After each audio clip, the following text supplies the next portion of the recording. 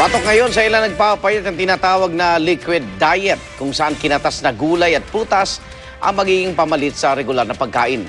Ligtas naman kaya ito sa kalusugan? Narito po ang report.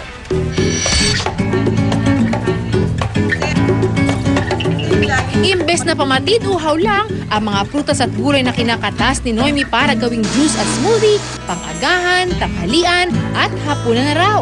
Isang taon na raw na ganito ang diet ng 52 taong gulang na ina. Kumakain lang siya ng solid na prutas at gulay kasabay ng liquid lunch at sa hapon bilang merienda. Magaan, pati yung bowel movement, magaan.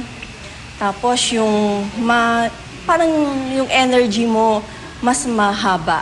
Parang na-detoxify yung katawan natin, naka-cleanse yung blood. Ayon sa isang raw food instructor, mabisa ang tinatawag na liquid diet sa pagpapapayat. Mas mabilis daw kasing ma-absorb ng katawan ang nutrients kung nasa liquid form ang pagkain. Konti lang ang calories pero maraming nutrients.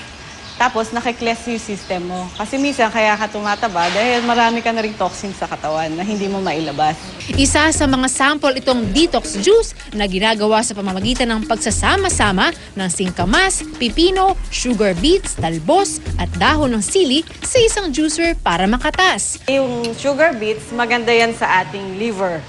Tapos yung cucumber, maganda siyang diuretic. So sa mga nagpapapayat, maganda to sa kanila. Pwede rin pagsama-samahin sa juicer ang malunggay, saluyot, lemongrass at pinya para gawing nutri-juice na mayaman sa bitamina.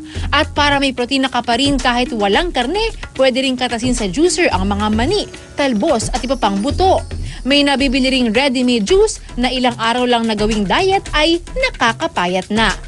Yun yung parang fasting ka, you will not take any food, but you will mag-intake ka ng mga drinks. Pero paalala ng isang clinical dietitian, hindi pwedeng pangmatagalan ang purong liquid diet. Dapat as much as possible, though we don't really recommend it, dapat maximum of 2 days lang. Hindi mo makukuha yung nutritional requirement mo in a day.